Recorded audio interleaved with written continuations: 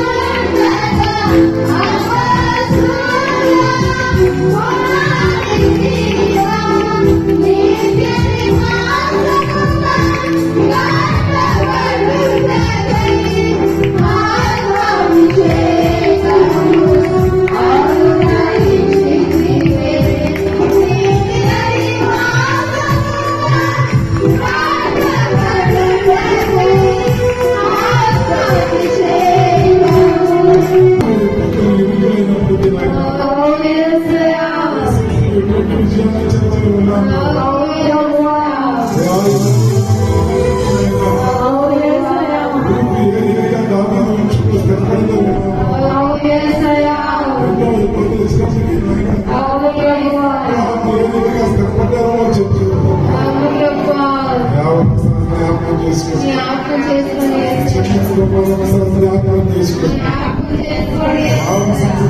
జ్ఞాపకం చేసుకోండి. ప్రార్థన సహాయం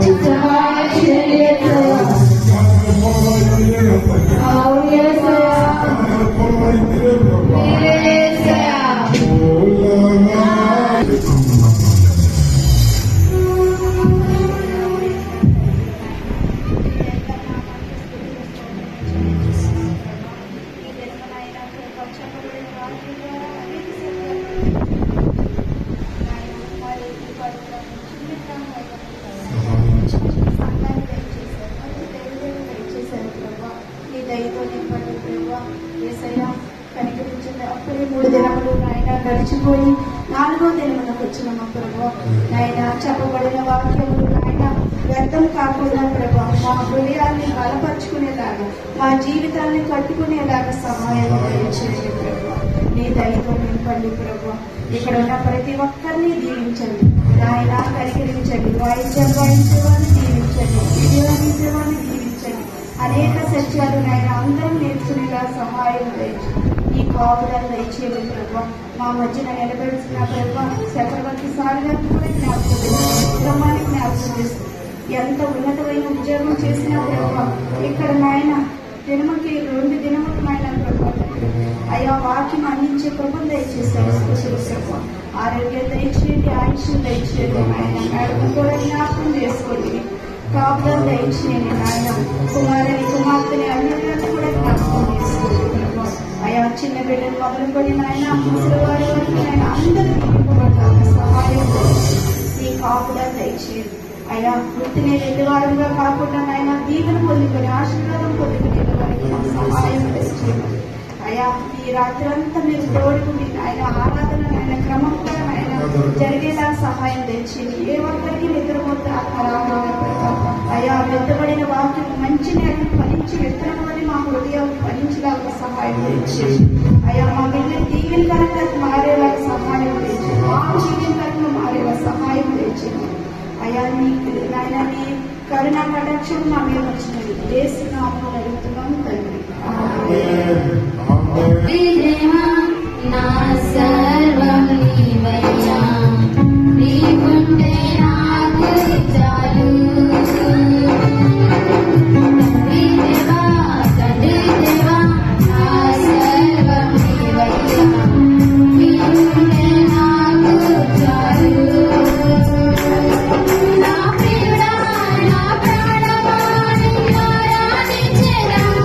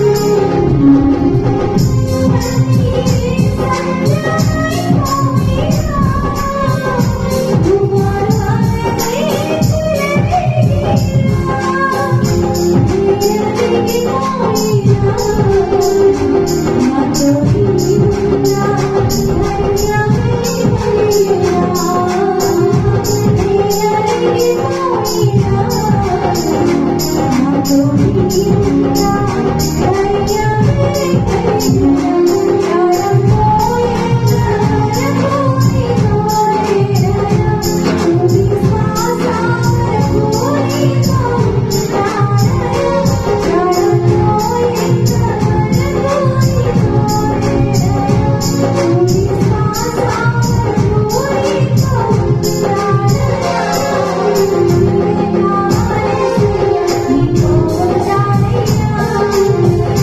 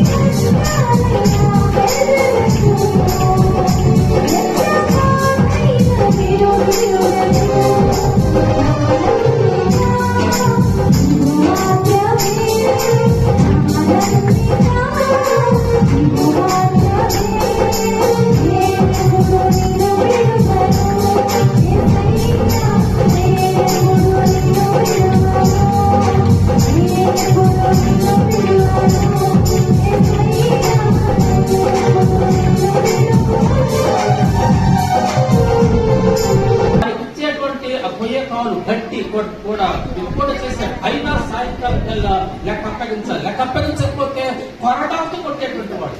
ఎంత భయంకర పరిస్థితుల్లో మొరపెడుతున్నప్పుడు దేవుడు వారి శ్రమను చూశాడు, వారి బానిసత్వాన్ని చూశాడు, వారి ఇబ్బందులు చూశాడు. ఇజ్రాయిల్ మోషేను పంపి ఐగుప్తులో 10 రకాల శ్రమలు పంపి తెగులు పంపి ఇజ్రాయిల్ బయటకు వెళ్ళిపించాడు. అంటే ఇజ్రాయిల్ కోసం ఇజ్రాయిల్ ప్రేమించని ఏం చేశాడు? బానిసత్వాన్ని విడిపించాడు. ఇజ్రాయిల్ ప్రేమించని ఏం చేశాడంటే ఆ ఎర్ర సముద్రాన్ని పాయన చేశాడు. ఇజ్రాయిల్ ప్రేమించి ఏం చేశాడంటే ఆకాశం మన్నా కురిపించాడు. మాంసాహారం కాలంలో కోరుకున్నప్పుడు ప్రభు ఏం చేశాడు తెలుసా? వారికి పూరేను పంపాడు. దేవుడు వారిని ప్రేమించి రాత్రి నుంచి నేను రప్పించాడు. తర్వాత చేదు నేల మొదలుగా మార్చి ఇవన్నీ కూడా ప్రభు వారిని ప్రేమించేశాడు. అంతేకాదు క్రీస్తు మమ్మల్ని ప్రేమించి 10 పళ్ళ వాసనకు ఆయన మన కొరకు తమకు అప్పగించుకున్నాడు. ఇదంతా కూడా ఆయన ప్రేమతో చేశాడు. మొదటి యోహాను పత్రిక ఏమంటే దేవుడు తన కుమారుడు ఈ లోకాన్ని పంపాడు. ఇందులో ప్రేమ అంటే ఆయన ప్రేమతో ఏం చేశాడంటే ఆయన తన ప్రియమైన కుమారుని మన కోసం ఆయన లోకాన్ని పంపాడు. సరే, ఇప్పుడు చూసినప్పుడు ఆయన ఆశీర్వదించే దేవుడు చూడండి. సహజంగా మన సంఘాల్లో ఈ పేరు పెట్టుకుంటాం, ఆశీర్వాదం. తర్వాత ఏం తెలుసా? బ్లెస్సింగ్ అంటే ఏంటి? దీవెనమ్మ. ఇలాగా క్రైస్తవ సంఘాన్ని పేరు బాగా పెట్టుకుంటాం. అంటే ఆశీర్వాదకరంగా పట్టాల ఉద్దేశంతో నిజమే మన దేవుడు యెహోవాను ఆశీర్వదిస్తాడు. ఆయన ఒక్కసారి కనుక ఆశీర్వదిస్తే, దేవా నీవు ఆశీర్వదిస్తే ఎన్నటన్నటికి నేను ఆశీర్వాదకరంగా పడుతుంటాను. దేవుడే కనుక నేను ఆశీర్వదించాడంటే నీ మీద శాపి కనుక పంచే విలామైనటువంటి ప్రవర్తన భావాలను తీసుకొచ్చాడు. ఇదిగో ఇశ్రాయేలు పరిష్కరించిపోతున్నారు, వాళ్ళు శపించావంటే నాశనమైపోతారు అని తీసుకొచ్చి నీవు ఇశ్రాయేలు శపిస్తే నీకు ఇంటి బంగారం ఇస్తాను అని రకరకాల గొడవ పెట్టాడు. అయితే ఇశ్రాయేలు చూస్తున్నాడు బిలాము అన్నాడు కదా, దేవుడు నన్ను శపించమని ఆజ్ఞాపించలేదే. చూడండి, ఇశ్రాయేలు ఆయన దీవిస్తున్నాడు. అంటే ఒక్కసారి కనుక నువ్వు నిజంగా ఆశ్రయించబడ్డాయంటే నీ మీద ఏ శాపం పరిచయం చేస్తాడు ఆయన. రూతును గురించి ఆలోచించినప్పుడు మోయాబు దేశం బ్రతికింది, కానీ నయోమితో పాటు గింత్రయేముకు రావటం వల్ల 10 ఏరుకునేటువంటి ఆమెను బోయని పరిచరిస్తున్నాడు. ఏమో తెలుసా? ఎంతమందిలో ప్రత్యేక కనపడుతుంది ఎవరో అడిగాడు. అన్నారు ఈమె యవన కాలంలో మోయాబు నుంచి పెట్టినటువంటి వచ్చినటువంటి అమ్మాయి.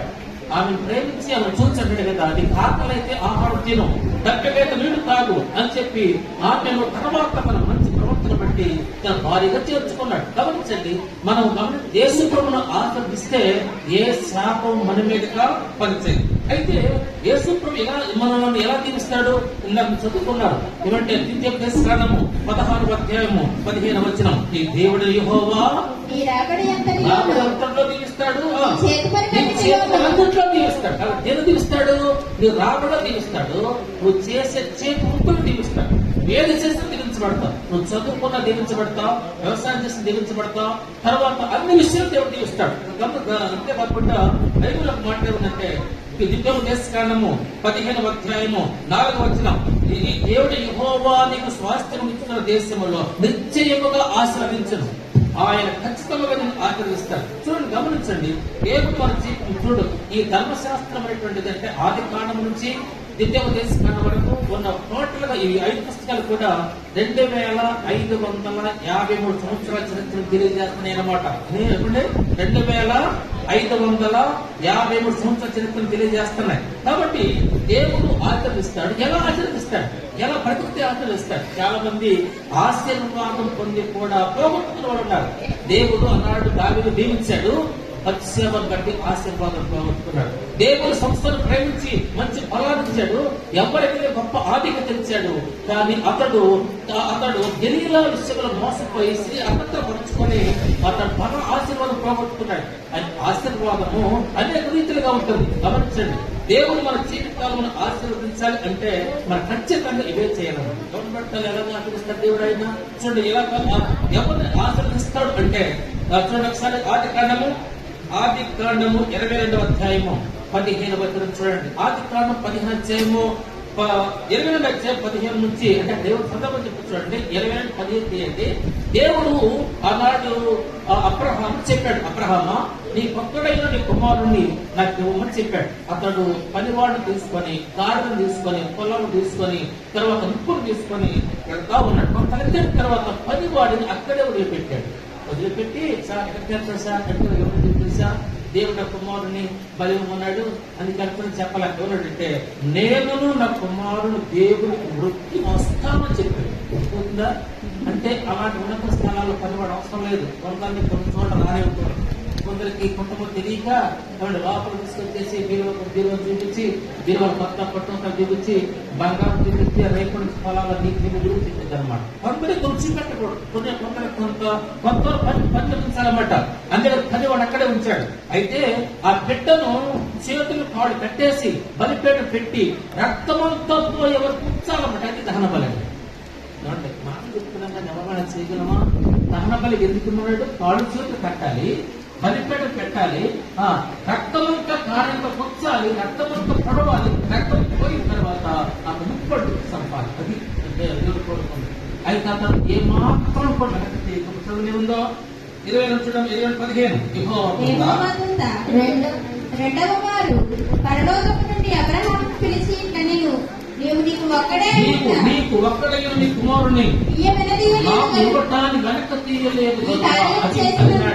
నీకు ఒక్కడైన నీ కుమారుని నాకు ఇవ్వటానికి వెనక తీయలేదు కనుక నేను నిన్ను ఆశీర్వదించి ఆశిస్తాను.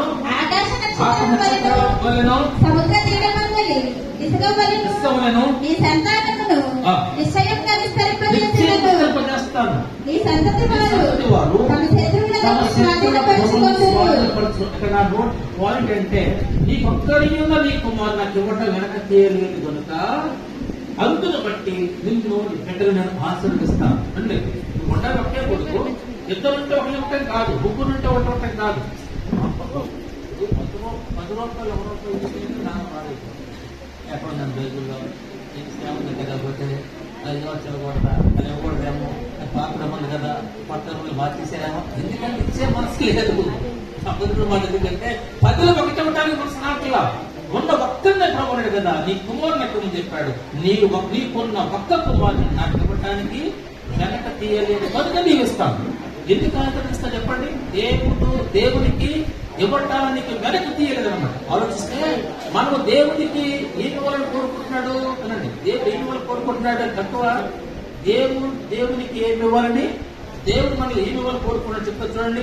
సామెత గ్రంథము 28:26 నా కుమారుడా నీ హృదయము నాకు ఇమ్ము. దాన్ని ఇవ్వటాన్ని వెనక తీసేట హృదయంలో రకరకాల విషయాలు పెట్టుకుని, రకరకాల దృష్టి పెట్టుకుని, రకరకాల ఆశ పెట్టుకుని ఆదో వచ్చిన తర్వాత ఇదిగో దేవా అంతితో జరగుతుంది. మన హృదయం దేవుడికి ఏం ఇవ్వాలని కోరుతున్నాడంటే అబ్రహామును కోరుకున్నాడు తన కుమారుని ఇమ్మని దేవుడు. మనం ఏమో దేవుని కోరుకున్నాడంటే హృదయాన్ని ఇమ్మని కోరుకున్నాడు. ఈ హృదయం మంచిదా అంటే కాదు. 8వ గ్రంథము 17వ అధ్యాయం 9వ వచనం హృదయము అన్నిటికంటే మోసకరమైనది, అది ఘోరమైన వ్యాధి కలిగింది. అది మనిషి పక్కనే ఉంటాడు, బాగా చెప్పేదాన్ని తింటూ ఉంటాడు, 3 సార్లు పూర్తిచేస్తా ఉంటాడు, అటు చూస్తాను పెట్టుబడి సరిపేస్తాడు. 35 ఏళ్ళు వచ్చిన తర్వాత బాగా అందంగా కనపడని చెప్పేసి అనిపించాడు. ఆడపిల్లలు పిల్లలు కన్న తర్వాత కొంచెం శరీరాభివృద్ధులు మార్పు వస్తుంది. శరీరాన్ని చూసి ప్రయత్నించేవాడు చేసుకుంటే ఇలా సమస్యలు వస్తాయి అనమాట. ఒక మాట చెప్తే చూడండి, ఇదేమనుకోబోతుంది 5 అడుగులు. నేను డిగ్రీ చదువుతున్నప్పుడు ఒక కార్యక్రమం ఆయన దగ్గర వచ్చి మా ఆయన కూతురుంటే మరి తీసుకు బాగుంటుందేమో అని చాలా మొదలాడుతుండేది. అంతేకాదు మా ముగ్గురు ఆడపిల్లలు నాకు బాగుంటే చెప్తుండేది. నేను ప్రార్థన చేస్తుంటే ఆ రాత్రి నాకు ఆ ఇంటి వైపు నుంచి తనలో యోడి వినపడుతుంది. మీరు అడుగుతున్నామా అటు వినపడుతున్న ఆ యోడి ఏంటంటే ఆమె తన క్యారెక్టర్ పోగొట్టుకుంది అని ప్రభు చెప్పాడు. దెబ్బతో వదిలేసేసాం కనుక వివాహాలు దేవుని చెంత చేపట్టాగా రంగులు చూసావు, హైట్ చూసావు, డబ్బులు చూసావు, జాబులు చూసావు, నువ్వు చేసుకుంటావు. దేవుడు చెప్తూ చేయలేవు. దేవుడు వద్దన్న దాన్ని విసర్జన చేసుకుంటాడు. దేవుడు వద్దు అని చెప్పిన దాన్ని ఏ స్థాయిలో తెలిస్తే దాన్ని వదిలిపెట్టని ముందు గుర్తుకు రావాలి. కనుక హృదయాన్ని మనం కోరుతున్నాడు. ఈ హృదయం ఎలాంటిదని మోసకరమైంది. ఈ హృదయం ఎలాంటిదని ఘోరముల వేట కలిగింది. ఒకసారి ఆదికాండము 6వ అధ్యాయము 6వ అధ్యాయము 5వ వచనం. ఆదికాండం 6:5 నరుల చెడుతనము హృదయం యొక్క తలంపుల్లోని కేవలం చెడ్డదని చూసి హృదయం యొక్క తలంపులు ఊహంతా కూడా చెడు. ఎలాంటి హృదయం ఉన్నాడు? నాకిమ్ము నా కుమారుని హృదయాన్ని నాకిమ్ము. హృదయాన్ని దేవుడి తుమ్మలు కోరుతున్నాడు. వెనక తీయకుండా ఇవ్వగలవా? వినండి, వెనక తీయకుండా ఇవ్వగలవా? ఇప్పుడు సాల్మనయ్య గారు ఒక ఆయన గొప్ప సేవకు ఉండేవాడు. 26 ఏళ్ల వరకు రేట్లు పనిచేశాడు. తర్వాత గుండె జబ్బు వచ్చి అప్పుడు నడవలేక ఆయాసపడుతున్నాడు. ఎన్నో డాక్టర్ చూపించుకున్నాడు, అవకాశం లేదు. ఒక రోజు వాక్యాన్ని పెడితే అప్పుడు సహవాస స్థాపకులు దాని వాక్యం చెప్తున్నప్పుడు ముందు కూర్చుని వాక్యం పెడుతున్నాడు. ఆ సేవలు ఏమిటంటే, నీవు దేవుని క్రోధంగా కార్యం చేసే మనుషులు నీవే, అట్టి మనుషులు నీవే అని బోధించాడు. అని కన్నీళ్లు కార్చి ప్రార్థన చేసుకున్నప్పుడు, ఏకాగ్రత ప్రార్థన చేసుకున్నప్పుడు, ప్రభా గుండె జబ్బు తీసేయమని ప్రభు చెప్పాడు కదా, నీ హృదయంలో ఒక ఆమె పట్ల వ్యామోహం విచారం ఉన్నది. శారీరకంగా జీవించలేదు, నీ హృదయం చెడిపోయింది. కాబట్టి ఆమెను తీసివేసుకుంటే తప్ప గుండె జబ్బు బాగు చేయాలని చెప్పాడట. గుండె జబ్బు పాపం తీసేట సంబంధం ఉందన్నమాట. అర్థమవుతుందా? అప్పుడు దేవుడి సేవకి ప్రార్థన చేయించుకొని, ప్రభా ఈ మనిషిని నా హృదయంలో నుంచి తీసేమని ప్రార్థన చేసినప్పుడు దేవుడు స్వస్థపరిచాడు. తర్వాత అద్భుతమైన సేవ చేశాడు. జీవితకాల వివాహం లేకుండా, విరామం లేకుండా భారతదేశం అనేక రాష్ట్రాల్లో అద్భుతమైన సేవ చేశాడు. ఆయన మోకరించిన శాపం మీద మోకరించిన అదృష్టంగా భావించేవాడు. అంత పవిత్రమైనటువంటి సేవ, ఏ మాత్రం కూడా తేడాన్ని పెట్టేటువంటి వాడు. కనుక నీ హృదయం అంటే హృదయంలో దేవుని కాకుండా మరెవరికి స్థానం ఇవ్వకూడదు అనమాట. ఇద్దరు దేవునికి ఏమి ఇవ్వాలి? మనం హృదయాన్ని ఇవ్వాలి. అది రెండోది ఏమి వచ్చాడంటే, దేవుడు అడుగుతున్నాడు ఏమంటాడు? సామెత గ్రంథం సామెతలు 3వ అధ్యాయము 9వ వచనం, నీ రాబడి అంతటిలోను నీ ప్రథమ ఫలమును నీ ఆస్తిలో నాకు ఇమ్ము. ఏమి ఇవ్వాలని చెప్పండి? ఆస్తిలో భాగమును నీ రాబడి అంతట్లో ప్రథమను ఇమ్ము. అప్పుడు నీ ధాన్యము నీ పొట్టాలను సమృద్ధిగా ప్రార్థించు. దేవుడు ఎందుకు ఇస్తాడంటే, టెస్టింగ్ అంటే అనండి, దేవుడు లేక కాదు. దేవుడి ద్వారా ఎలా జరుగుతాయి? ఒకసారి మధ్య ధ్యానం చేసినప్పుడు కొన్ని సేవలు వచ్చారు. వచ్చిన తర్వాత అప్పుడు మందిరం పేరు జరుగుతాం. కలిసి అయితే మందిరం పాకెట్లేదు మీ ఇల్లు అదే మళ్ళీ ఏమిటంటే ఇంకా సెలవు ఉందే మందిరం కట్టుకున్నా అని ఆయన నటించి కట్టబట్టారు కదా. ఆయన చాలా మా ఇంటికి వేసి ఉంది, మా ఇంటికి అది ఉంది, నా ఒంటి మీద బంగారం ఉంది అని చెప్తున్నాడు. ఓకే, గమనించండి, నా ఇంటి కన్నా తండ్రి ఇంటికి కట్టాలని ఉద్దేశం నాకు. తండ్రి కనపరచబడాలి. ఎప్పుడు మందుల్లో ప్రార్థన చేసుకుంటారు, ఎప్పుడు మందులు ప్రార్థన చేసి మార్పాలకు చిన్న పిల్లలు ఏం చదువుతారు, నేను అలా చదువుతాను కాబట్టి చూసి వాడు అలా చేస్తూ ఉంటారు అనమాట. గమనించండి, ఏం ఇవ్వాలి మనం? నీ రాబడిలో ప్రథమ ఫలము, నీ ఆస్తిలో భాగాన్ని ఇవ్వాలి. తర్వాత ఇంకేం ఇవ్వాలి చూడండి, ఇంకా చెప్తా చూడండి. హోషే గ్రంథము 14వ అధ్యాయము 2వ ఏమి ఇవ్వాలి, ఏమి ఇవ్వటం తీయకూడదు మనం. హోషే గ్రంథము 14:2, ఎట్లకు బదులుగా నీకు మా పెదవులు అర్పించున్నాము, అవే మొక్కను. ప్రభు శత్రువులు అన్ని దోచేసుకున్నారు, మా స్థానం దోచేసుకున్నారు. నీకు ఇవ్వటానికి మా పెదవులు తప్ప ఏమీ లేవు ప్రభు. అదే పెదవులు అంగీకరించేది పిల్లల. మన పెదవులు దేవునికి ఇవ్వాలి. అర్థం తెలుసా? మన పెదవులు దేవుని కనపరచాలి, నాలుగుతో ప్రభుని కనపరచాలి, అద్భుతంగా దేవుడితో జీవించాలి. అందుకే పాటుపడినటువంటి సహోదరి ఎంఎస్సీ చదువుతుంది, అయినా ఎక్కడ గర్వం లేకుండా చక్కగా లోపడుతుంది, ఎక్కడ కూడా గర్వం లేదు. అది నేను మా సంఘం ఏం చేస్తానంటే, కష్టపడి ప్రార్థన చేయండి. కష్టపడి ప్రార్థన చేయండి. ప్రార్థన చొప్పటి వాళ్ళు ఎక్కువ ఉంటారు. వాళ్ళు ఎలా ప్రార్థన చేస్తారు? 5 ఆజ్ఞలు గుర్తు చేసుకో మళ్ళీ పంటారు అన్నమాట. ఆమె అలా చెప్పింది, ఆమె అలా చెప్పింది. ప్రారంభం చేయటం తెలుసు, ప్రార్థన వృద్ధపోతుంటారు. ప్రార్థన సప్పడకూడదు, వృద్ధపడి లేవాలి, నడుచుడు ప్రార్థన చేయాలి, పైకి ప్రార్థన చేయాలి, మొక్క పట్టుకుని ప్రార్థన చేయాలి. కాబట్టి గమనించాలి, కష్టపడి ప్రార్థన చేయాలి. 2 దశలు కష్టపడి చదవాలి, కష్టపడి ప్రార్థన చేయాలి, కష్టపడి చదవాలి. మన వాళ్ళందరూ కూడా వెటికేసే చేయాలి, తక్కువ జాగ్రత్త చేయాలన్నమాట. ఎక్కువ మార్పించాలి. నా పాలసీ అది. వాళ్ళకి నేను ఖాళీ లేక 10 సంవత్సరాలు టీచింగ్ వెళ్ళి ఉండి పూర్తి మానేసి 15 చేస్తున్నా. ఖాళీగా ఉండలేక మన సంఘానికి వస్తారన్నమాట. మనకి రాకలా బాధిస్తామంట. పుట్టక పాపం వచ్చి దగ్గర కూర్చొని అన్ని చెప్పి 2 నెలల్లో వాళ్ళని 12,990 రాశారమ్మ. ఇద్దరు గుడిగే పాట దాని సీట్ వచ్చేసింది. మన సంఘం అంటే సంఘములో ప్రతి ఒక్క ఎంతో ప్రేమిస్తాం. వాళ్ళు చాలా విలువైన వాళ్ళు బాగు చేసుకుంటే సంఘానికి ఉపయోగపడతారు. సంఘాన్ని కనుక ప్రేమిస్తే, సంఘాన్ని కనుక కష్టపడితే వాళ్ళ కోసం ప్రయాసపడితే ప్రయోజకులైతే తప్పకుండా సంఘం ఉపయోగపడతారు. అందుకని హాస్పిటల్లో ఉన్న హాస్పిటల్ కారణం చేసి దేవుని తృప్తిగా భావిస్తారు. ఎక్కడ అసలు చెప్పను, ఎవరు వ్యతిరేకం చెప్పను, అర్థమవుతుందండి. అంతే దేవుడు పని కోసం వచ్చాను, దేవుని చూపించాలటం అన్నమాట. ఎంతమంది ఏవో దేవునికి మన పెదవులు దేవునికి ఇవ్వాలి, అర్థమవుతుందా? ఇప్పుడు 4వ దేవునికి ఇవ్వాలి చెప్తాను చూడండి. మీకా గ్రంథము 6వ అధ్యాయము 20వ వచనం. దేవుడు ఎవరు అడుగుతుంది కదా, మరి చూడండి అక్కడ, మనుషుడా ఏది ఉత్తమం అది తెలియజేయబడి ఉన్నది. నడుచుకుంటాయు, దీన మనసు కలిగి నడుచుకుంటాయు, ప్రవర్తించుటయు. దేవుడు చెప్పండి, న్యాయముగా నడుచుకుంటాయు, కనికరాన్ని ప్రేమించుతాయు, దీన మనస్సు కలిగి నీ దేవుని ప్రవర్తించి ఇదే కదా అడిగేది. కాబట్టి నువ్వు దేవుడిని అడిగినప్పుడు ఇవ్వటాన్ని వెనక తీయకూడదు.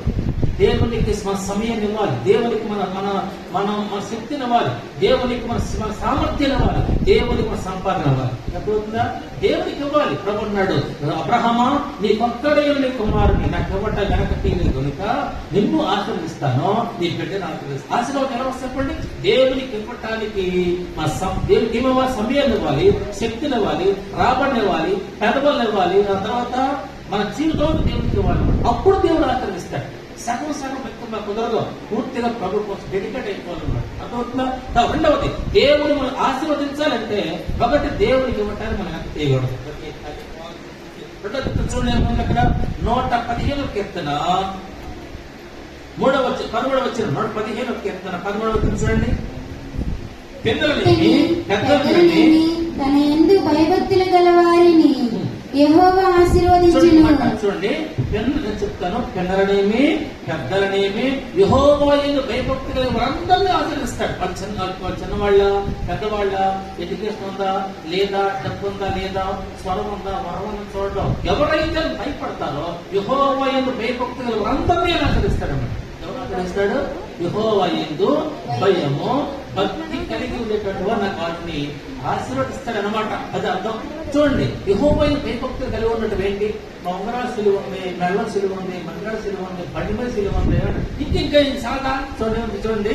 మా సామెత గ్రంథం 3వ వచనం, నేను జ్ఞానిని గ్రంథాన్ని అనుకునవద్దు, యెహోవా యందు భయభక్తులు కలిగి చెడుతనాన్ని విడిచిపెట్టు. యెహోవా యందు భయభక్తులు పెట్టగా వేచాలంటే చెడుతనాన్ని విడిచిపెట్టాలి. అప్పుడు నీ దేహానికి ఆరోగ్యము, నీ ఎముకల సత్తువ కలదు. ఎప్పుడు యెహోవా యందు భయభక్తులు కలిగి చెడుతనాన్ని విడిచిపెట్టాలండి. ఈ జీవితంలో ఏది పొరపాటు ఉందో దాన్ని పెట్టేసేయండి.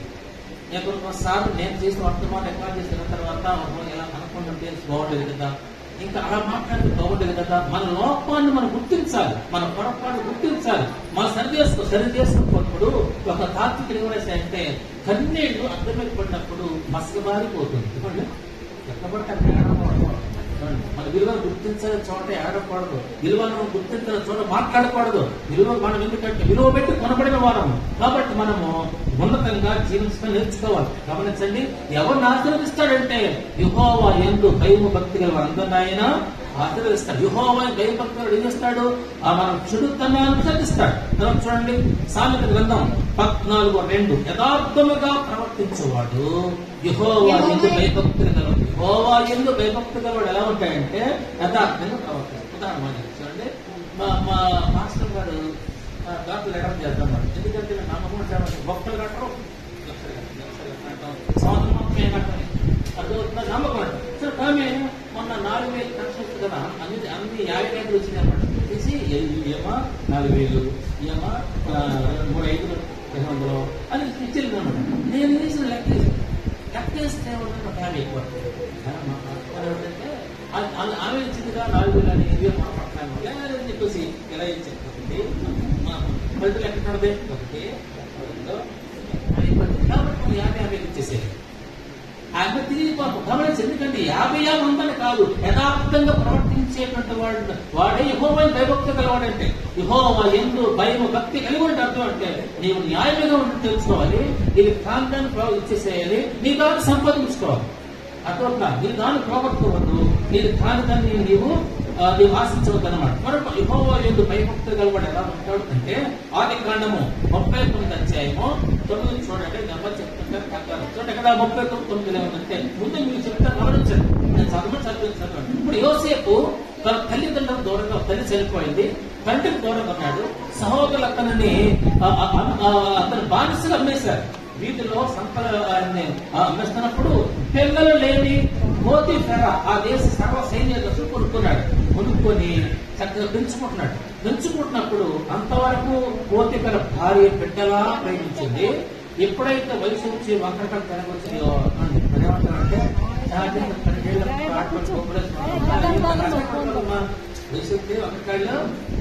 కిందకు వచ్చిన తర్వాత యోసేపు ఎలా కనపడుతున్నాడు తెలుసా? అందంగా కనపడుతున్నాడు. ఏ చేతితో ఆహారం పెట్టిందో ఆ మంట అతని మీద పండు వేసి యోసేపును శోధించడం ఆరంభించింది. అది వయసు ఎఫెక్ట్ అనమాట. అందుకనే టీనేజ్ వయసులో చాలా జాగ్రత్తగా ఉండాలి. ఎంత ప్రార్థన పనులైనా ఇద్దరు అంటే స్త్రీలు పురుషులు వ్యక్తిగతంగా దగ్గర మాట్లాడుకోకూడదు. ఒకసారి ఒక యూత్ మీటింగ్ లో ఒక పెద్ద పాస్టర్ కూడా ఫార్ములా చెప్పింది, 3:3:3. మ్యాథ్స్ లో అద్భుతం. అంటే 3:3 పెట్టారు ఏమంటే దానికి ఏం చెప్పిందంటే స్త్రీలు పురుషులు మాట్లాడుకుంటున్నప్పుడు 3 అడుగుల కనీసం గౌరవం. అది ఒకటి. రెండోది ఏం చెప్పినా కనీసం 3 మీరు మాట్లాడుతున్నప్పుడు 3వ వ్యక్తి మీ మధ్య ఉండాలి. అపోహలు రావన్నమాట. 3వది ఏమో తెలుసా? మీరు 3 నిమిషాలు ఎక్కువ మాట్లాడుకోండి. సోద వేయకూడదు. తర్వాత ఎవరితో మాట్లాడి తెలియదు.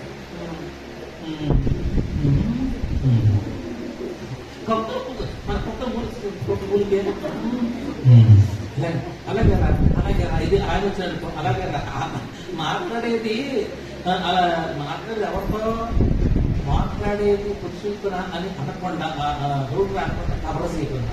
బైబిల్లో తెలుసా? ఎవడైనా తన ఒడిలో అగ్ని ఉంచుకుంటే ఒడి కాలకుండా, ఎవడైనా నిప్పులుగా నడిస్తే తన పాదములు కమలకుండినా తన పొరుగు వాని భార్యను కూడువాడు హఠాత్తుగా నాశనం. అందుకే జీవితం విలువైందనమాట. మన దేవునికి విలువైన పనులకు వాడబడాలి. చాలా పవిత్రంగా నేర్చుకోవాలి. కాబట్టి గమనించండి, ఆయన తనకు ఎప్పుడైతే శోధించింది ఆమె కన్ను వేసింది, రోజు శోధిస్తా ఉంది. అప్పుడు ఎలా ప్రవర్తించాలి చూడండి. దేవుని భయపడటం అంటే చూడండి, మొట్టమొదటి చూడండి, నీవు అతని భార్యమైనందున నిన్ను తప్ప మరి దేనిని నాకు అప్పగింపకయుండలేదు. కాబట్టి నేనెట్లు ఇంత ఘోరమైన దుష్కార్యము చేసి దేవునికి విరోధముగా పాపము కట్టుకొందునని. చాలా చూడండి. ఏమంటే నీవు అతను భార్యమైనందున నిన్ను తప్ప మరి దేనిని నాకు అప్పగింపలేదు. కాబట్టి నేనెట్లు ఘోరము దుష్కార్యం చేసి నా పాపం కనపడ్డాకే ఎంత ఘోరమైన దుష్కార్యం చేసి యెహోవా దృష్టి పాపాన్ని పట్టుకుంటాను. అక్కడ పారిపోయాడు. అన్ని తెలిసి పట్టుకొచ్చే వరకే ఎవడ తీసుకొచ్చావు, అతను నన్ను అవమానపరిచాడు, ఏం చేశాడు, 10 కోట్లని చెప్పి రానట్టు ఏడుపులు తమాయించుకుని నడుస్తామని తీసుకెళ్లి జైల్లో వేశారు. అక్కడి నుంచి ప్రభు అతన్ని ఐగుప్తు 10 రాజుగా ప్రధానమంత్రిని చేశాడు. తర్వాత రాజుగా చేశాడు. ఆలోచించండి, అది భయపడటమంటే, యెహోవాకు భయపడటమంటే దేవునికి ఇష్టంగానే. కానీ ఎలా చేయాలి నేను అర్థమవుతుందా? ఒకసారి నేను చిన్నప్పుడు 5వ క్లాస్ అక్కడ నేను 10వ వెళ్ళాను. పెద్ద అయిపోయింది. మా సిస్టర్ గారు చదివితే ఆ లోటం నోరుతుంది రూల్. మళ్ళీ చాలా మాస్టర్ గారు చిన్నప్పుడు కలిసి చదువుకున్నాం. మేము కొంచెం సంఘానికి వెళ్తున్నాం, జాగ్రత్త పెరుగుతున్నాం, కొంచెం భోజనం తీసుకెళ్ళాను. నేను అక్కడ సంక్రాంతి పండుగ ఏం మసాలా పడుతున్నాం. మరి కోడి పందకాయలు మళ్ళీ కొంత తప్పు. నేను భారతదేశంలో కోడి పందాలకు వెళ్ళిన వాళ్ళు మాంసం పెడితే వండుతున్నాను. ఏదైనా ఉన్నాయి కానీ కోళ్ళ కొట్టుకోండి. ఏదైతే ఏమన్నా శుద్ధి అయితే ఏమన్నా సున్నపుర అయితే ఏమన్నా అర్థమవుతుందా? ఎలా పాపంగా కనిపించదు.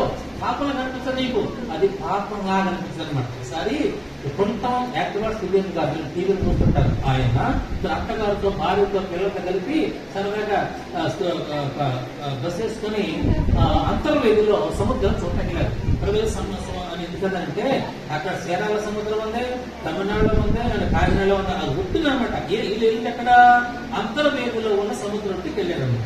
నడుస్తున్నప్పుడు ఆ అత్తగారు ఏమన్నా క్యాకేసింది, తెగబడ్డారనమాట. సరే ఎందుకని చూపిస్తాను. పైకి వచ్చాడు. ఇంకో చోట ముందుకు వెళ్ళి సముద్రం దిగారనమాట. అయితే విజయవాడ నుంచి 11 మంది ఇంటర్మీడియట్ ఫస్ట్ ఇయర్ రాసిన వాళ్ళు, 7th రాసిన వాళ్ళు హుషారాక వాళ్ళు ఢిల్లీ మాస్టర్ కలిపి వచ్చారు. వాళ్ళు ఆ ప్లేస్ లో దిగారు. వద్దు కలుపుకున్నారు.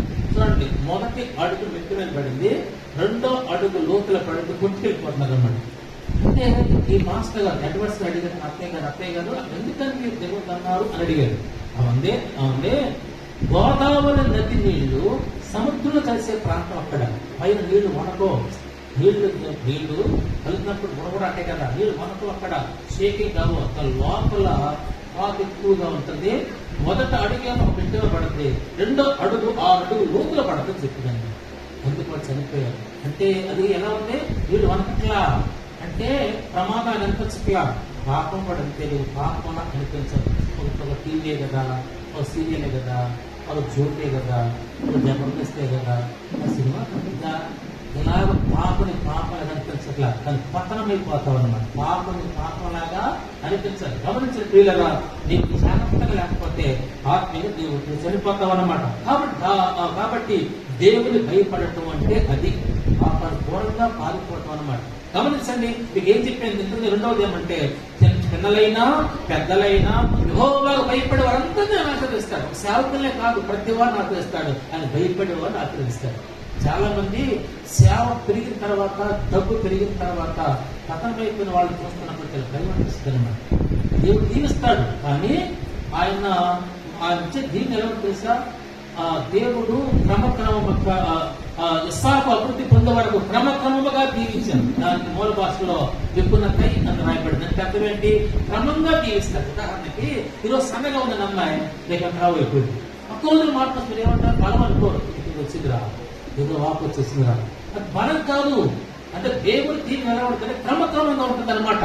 ఆలోచించండి, దేవునికి భయపడే వాళ్ళందరూ దీవిస్తారు. అది రెండో. మూడో చెప్తే చూడండి అమ్మా, ఏమంటే అక్కడ 2 సమయాల గ్రంథం బాగా అంటే, నేను ఖాళీగా ఉన్నప్పుడు బైబుల్ చదువుతాను.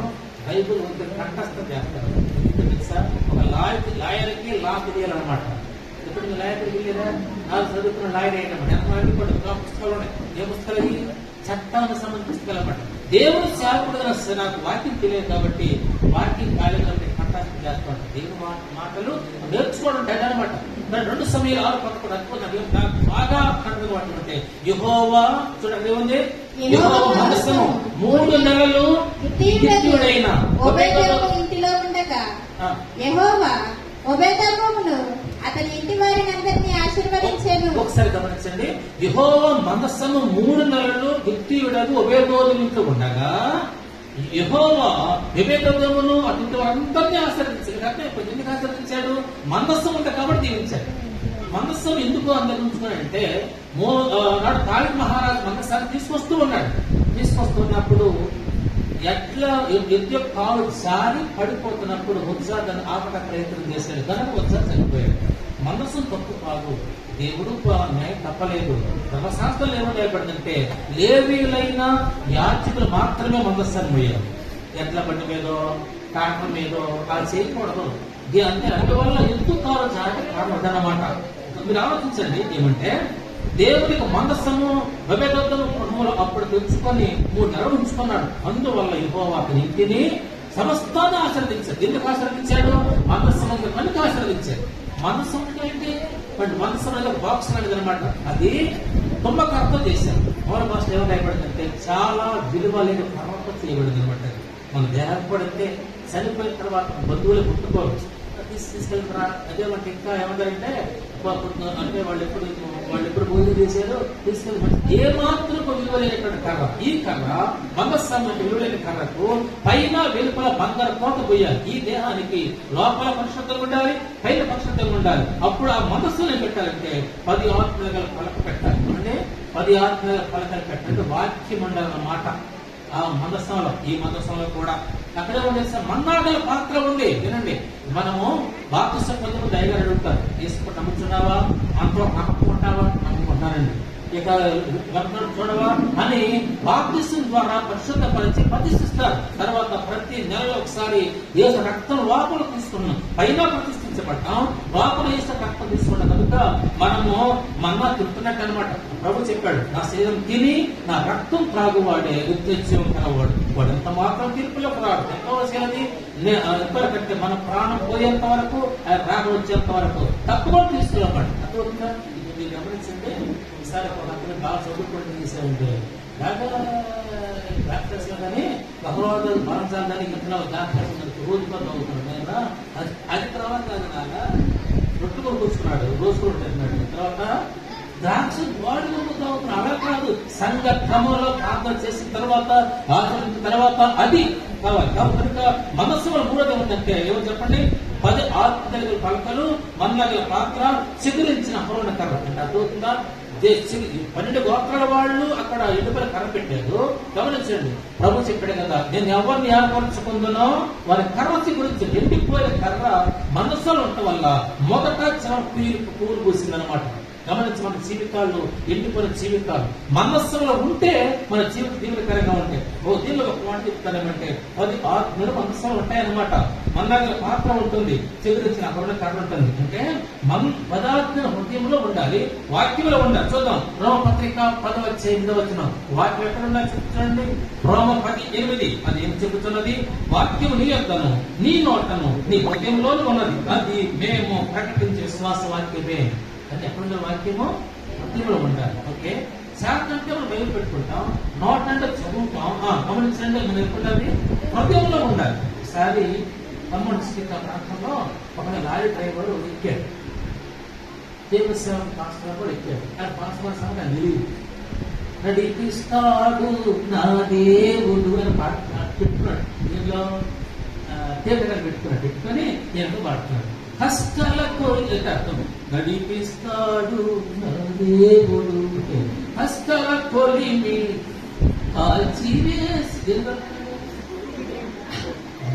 దేనికి కాంబినేషన్, కష్టాల కొలిమి కాల్చివేసిన పాటలో నోట్ల పాట ఉంది.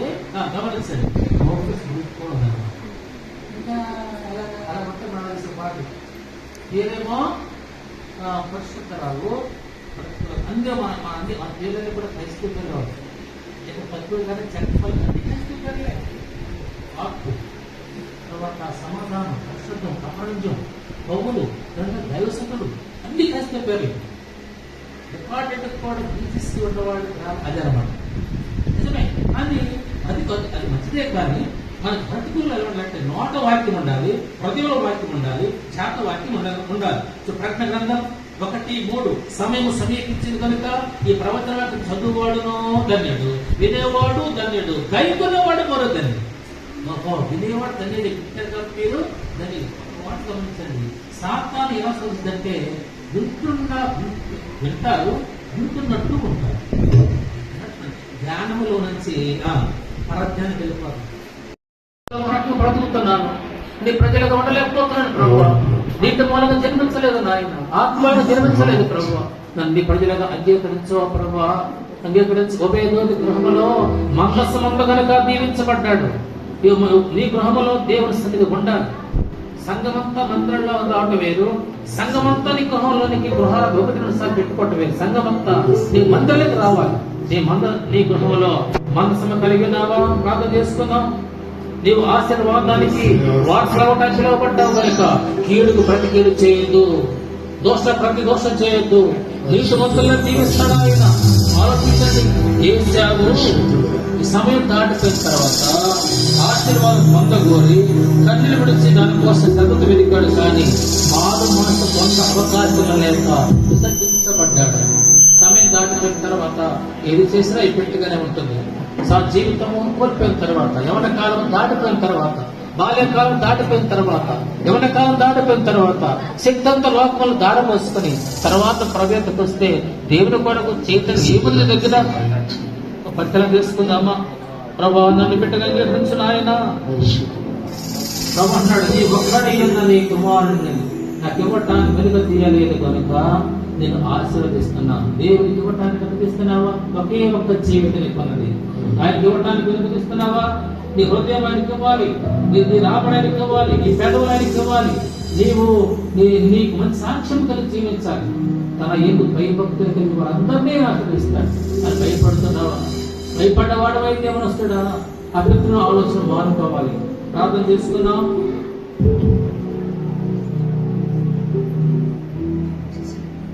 పరిశుద్ధుల మా తండ్రి, మహోన్నతుల మా దేవ, మీ దాసం ద్వారా జరిగిస్తున్న పరిచయం వందనములు.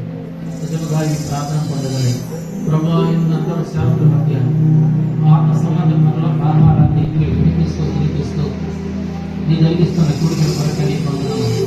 ఈ సేవను దీవించండి, సేవను అభివృద్ధి చేయండి.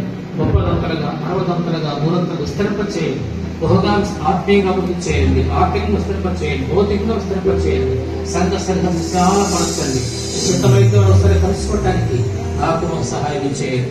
అది ఫలింపచే ప్రభువా, యేసు నామమున ప్రార్థన చేస్తున్నాను తండ్రి. ఆమేన్. సమర్పణ